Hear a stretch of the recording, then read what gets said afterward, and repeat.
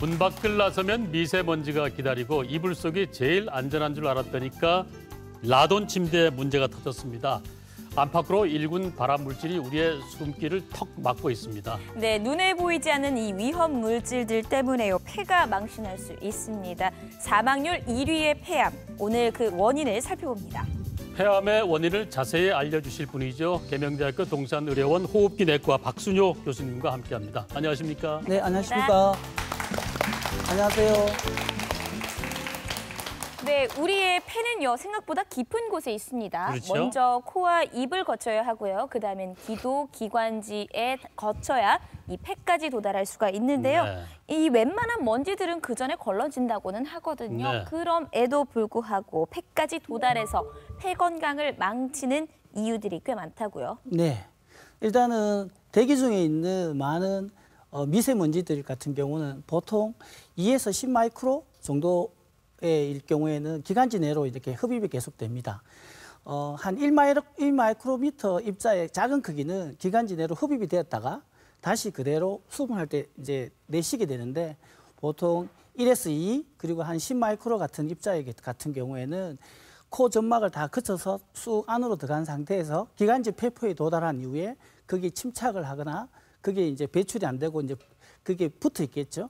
그게 축척이 이제 조금씩 많이 되게 되면 그 미세먼지에 의해서 기관지 내의 정상 부위와 같이 염증이 생기면서 많은 대기 폐질환 같은 게 발생할 수 있습니다. 특히 이제 가장 안 좋은 것들이 만성 폐쇄성 폐질환이나 직업성 폐질환 아니면 폐암 같은 것도 발생할 수 있습니다. 네, 그렇군요. 자, 중국이 이 대기 오염 물질이 많아서 심각하지 않습니까? 네, 그렇죠. 중국에서는 스모그 오염 물질을 견뎌내기 위해서 사람의 코털이 수염처럼 길게 진화될 거란 내용의 캠페인을 제작하기도 했죠. 네, 정말 이 긴 코털을 휘날리기 전에요. 깨끗한 공기와 호흡에 대한 관심 높여야겠습니다. 네.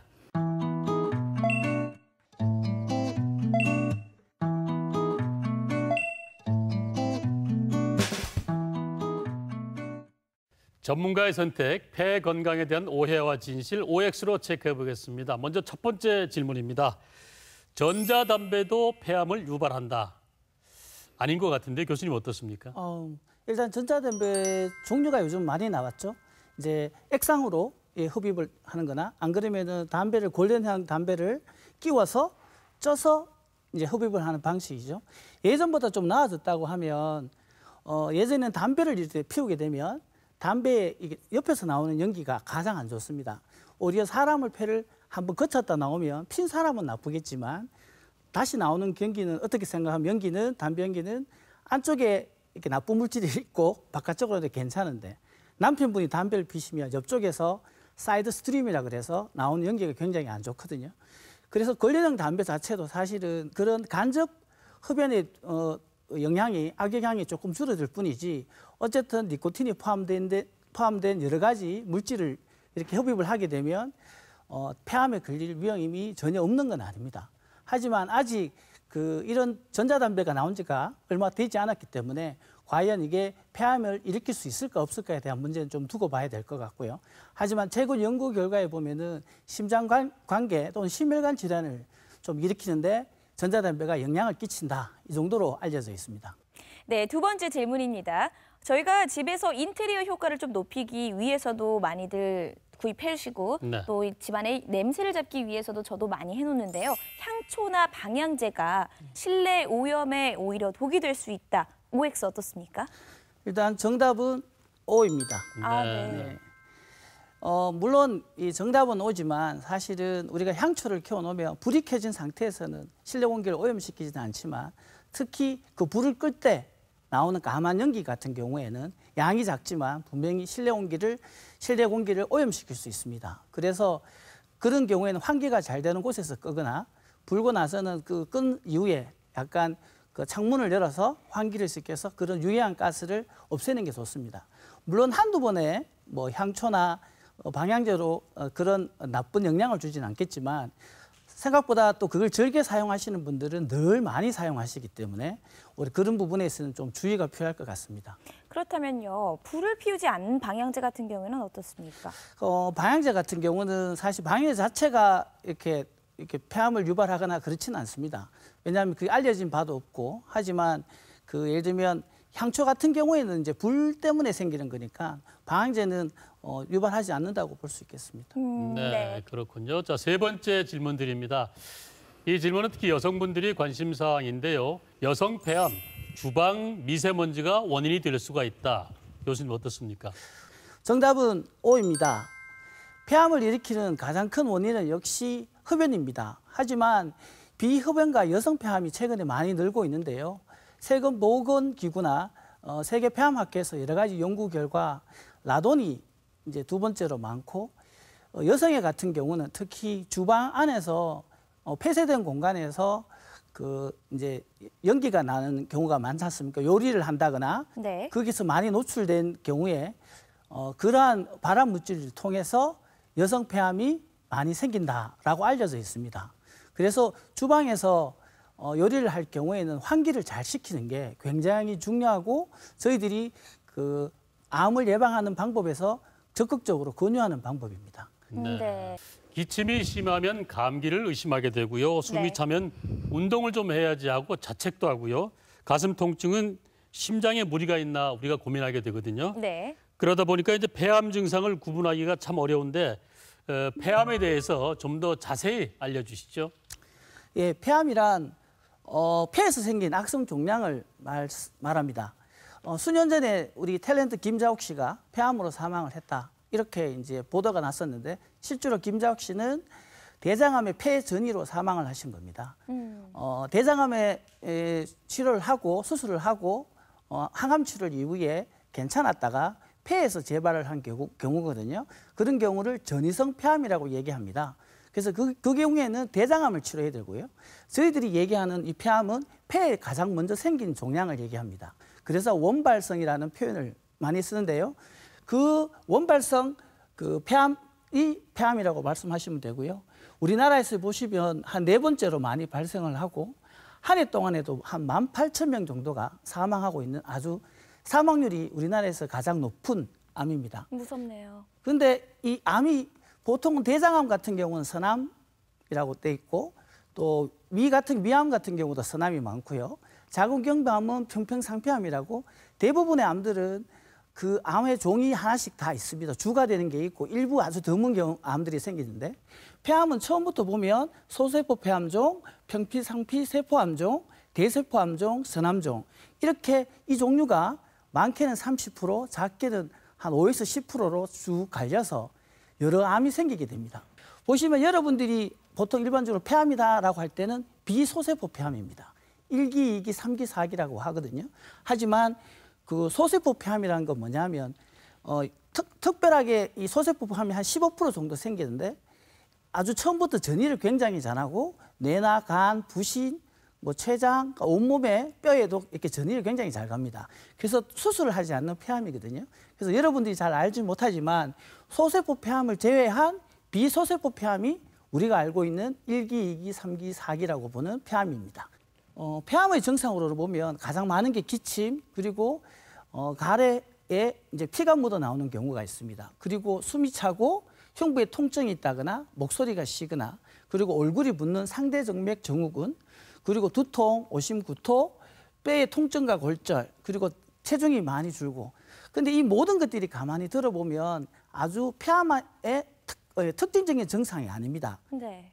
보통 이 정도로 증상이 있어서 병원에 와서 진단이 폐암으로 진단이 나오는 경우는 초기일 가능성이 떨어집니다. 이유가 뭐냐면 폐에는 신경이 없기 때문입니다.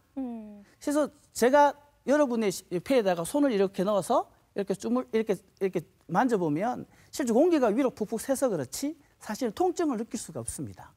만약에 제가 폐에 만약 신경이 있다면 지금 숨 쉬고 있는 동안 굉장히 통증이 있을 거죠. 네. 심장, 간, 췌장, 그리고 폐는 신경이 없는데 이 장기를 둘러싸고 있는 막이 있습니다. 특히 폐에는 폐측 늑막과 흉측 늑막이라고 해서 늑막이 두 쌍이 있는데요. 그 두 쌍에 의해서 그게 신경이 있습니다. 그래서 만약에 우리가 흉통이 있어서 왔는데 폐암이 진단됐다.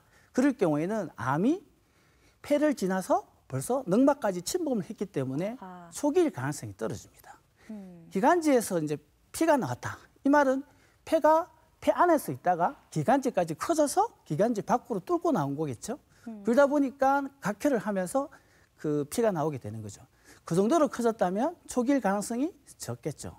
그래서 말씀을 드리고 싶은 건 폐에는 신경이 없기 때문에 여러 가지 예방적인 것도 중요하지만 일정한 나이가 됐었을 때는 폐에 대한 조기 검진을 하셔서 미리 혹시 증상이 없을 때 폐에 혹시 다른 문제가 있는지 한번 확인해 보시는 게 굉장히 중요하다고 볼 수 있습니다. 버스 정류장 2km 이내에 살고 계신다면요, 이 폐암 발생률이 무려 2배나 더 높아진다고 합니다. 네. 바로 이 배기가스 때문인데요. 이처럼 배기가스 외에도 폐암 때문에 우리가 주의해야 할 다른 폐암의 위험 요소들 또 어떤 것들이 있는지 살펴보겠습니다. 교수님.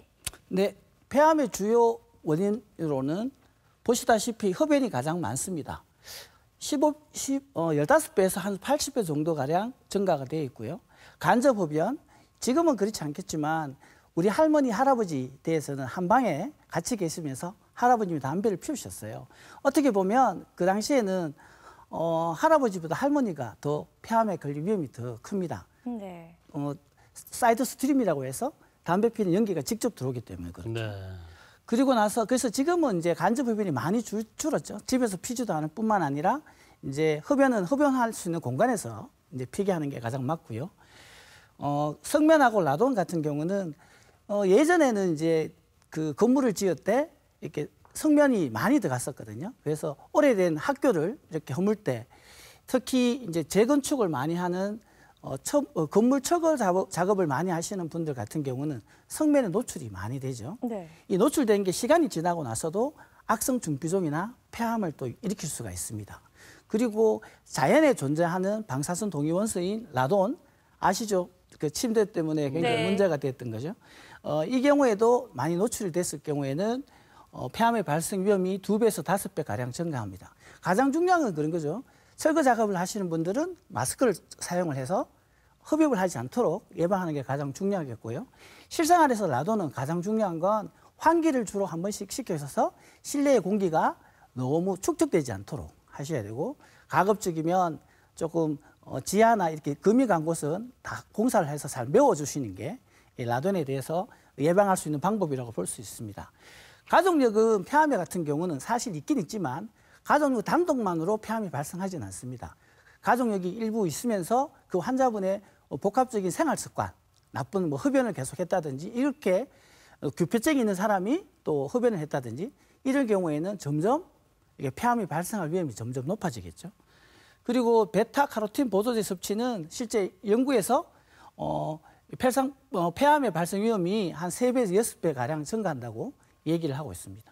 근데 이제 우리가 한번 알아봐야 될 거는 담배죠. 자꾸 담배가 굉장히 문제가 많다는데 보시다시피 앞에 있던 그 발암 물질만큼 지금 굉장히 많은 물질들이 있습니다. 네. 보통은 20에서 한 50가지 정도의 발암 물질이 있다고 얘기를 하거든요. 최근 가장 큰 이슈가 됐던 부분이 있었죠. 그렇죠. 라돈 침대로 지자체마다 라돈 측정기를 대여하고 있을 정도인데요. 이게 새집 증후군도 비슷할 것 같은데 네. 라돈의 영향을 받을 수가 있는 겁니까, 교수님? 새집 증후군에서 라돈이 새집 증후군을 일으키기도 합니다. 네. 특히 이제 처음에 집을 짓는 공간 자체가 보면 그 어떤 대기 토양을 이렇게 다 다지고 나서 이제 건물을 짓게 되거나 그렇게 하게 되면 사실은 일반 건물보다도 훨씬 더 라돈에 대한 노출이 더 많게 일어납니다. 네. 그래서 그 건물에 보면 이렇게 새 집인 경우에는 그만큼 라돈이 이제 농축돼 있다 보니까 처음에 그 집에 들어갔었을 경우에는 환기를 많이 시키는 게 굉장히 중요합니다. 네. 물론 우리가 냄새를 일으키는 건 라돈이 아니라 라돈은 무색 무치기 때문에 저희들이 알 수가 없습니다. 그런데 이제 페인트 냄새 때문에 보면 저희들이 많이 이제 이게 환기가 좀 필요하다라고 느끼시겠죠. 실제로 근데 라돈은 무색 무치기 때문에 알 수는 없습니다. 그래서 처음에 그 새 아파트를 이제 지었을 때 만약에 집에 들어가게 될 때는 충분한 환기가 굉장히 중요하거든요. 네. 그래서 일정 부분 저는 제 생각에는 그 집을 들어갈 때는 충분히 한 달 뒤에 들어간다든지 한 보름 뒤에 들어간다든지 아마 그렇게 해서 좀 예방을 하는 것도 굉장히 중요할 거라고 봅니다. 네. 네. 이 라둔뿐만 아니라요. 성면에 대한 관심도 좀 높아지는 그렇죠. 것 같습니다. 이것도 뉴스에도 많이 노출이 되어 있는데요. 성면 공사가 마무리되지도 않은 교실에 학생들을 등교시켜서 문제가 됐던 사건도 있었고요. 또 예전에는 뭐 성면 슬레이트에 그렇죠. 돼지고기를 구워 먹는 적도 있었다고 저는 잘 모르겠지만 정말 위험한 행동이 아니었나 싶습니다. 지금 생각하면 정말 아찔한 행동인데 어떻습니까? 좀 사실은 저희들이 이제 성면에 대한 영향을 잘 몰라서 다 했던 행동들이었죠. 이제 철거 작업을 이렇게 하고 있는 곳에서 이제 학생들을 이렇게 등교를 시키는 경우에는 그게 이제 얼마나 오래된 건물이고 그 안에 성면이 얼마나 많이 사용되어 있는지를 이제 제대로 과학적으로 잘 인지를 못했던 게 가장 문제가 될 것 같고요. 앞으로는 아마 그런 일이 없어야 될 것 같고. 그리고 이제 슬레이트 같은 경우에 이제 얹어 먹으면 물론 호일 같은 걸 깔아서 이렇게 먹었겠지만 사실 그 자체가 꼭 이렇게 성면의 노출에 의해서 저희들이 이렇게 문제가 되는 건 아닙니다. 왜냐하면 성면은 사실 호흡기적으로 이렇게 흡입이 돼요. 그래서 철거할 때 사실은 마스크를 착용하는 게 굉장히 중요하거든요. 그래서 성면 가루를 이렇게 폐로 흡입을 시키지 않는 게 굉장히 중요합니다. 폐암의 원인이 참 다양하다는 생각이 듭니다. 네. 자, 교수님을 찾아오는 분들 중에서 특별한 원인이 있거나 치료가 힘든 분들이 계셨을 것 같은데요. 기억에 남는 환자분이 계신가요? 가장 그 힘든 환자분은 사실은 젊은 환자분이십니다. 사실은 제가 이제 그 암센터에 있을 때 한 40대 중후반에 이렇게 어머님이 한번 오셨는데 환자는 그때 당시에 22세, 만으로 22세 남자 환자였어요. 네. 환자는 오지 않았고 그러니까 어머님을 방문을 하셨는데 알고 보니까 폐암이더라고요. 사실은 간혹 아직 40대 이하의 젊은 환자에서 폐암이 발생하는 경우가 꽤 있습니다. 네. 그런 경우는 사실은 폐암의 원인에서 말씀드렸듯이 약간의 가족력과 유전력이 보통 작용을 하고요. 대개 폐암은 한 75세 이상에서 이렇게 발생을 하거든요. 그래서 뭐 40대 중반에 있는 여성이 폐암으로 이제 오고 20대의 젊은 남자가 소세포 폐암으로 이렇게 방문을 하게 됐을 때가 제일 힘들어요. 네. 네. 그 아까 말씀하신 20대 젊은 나이의 환자인데 네. 병력이라든가 뭐 병기라든가 네. 이런 상황에서 어떻게 발생했는지 그것 좀 구체적으로 말씀 한번 실제로 해주시죠. 그 환자는 확장성 병기라고 해서 소세포 폐암은 비소세포 폐암하고 다르게 1기, 2기, 3기, 4기라고 하지 않고 제한성 병기, 확장성 병기 크게 두 가지밖에 없습니다. 이 경우는 수술을 잘 하지 않고 그 젊은 그 대학생에 있는 그분의 경우에는 처음부터 양쪽 폐에 다 생겼고 그래서 폐암에 소세포 폐암 확장성 병기였고 흡연도 하지 않았습니다. 네. 그래서 그런 경우에는 이제 뭐 어머니가 한 30분 정도 뭐 펑펑 울고 이렇게 가셨어요.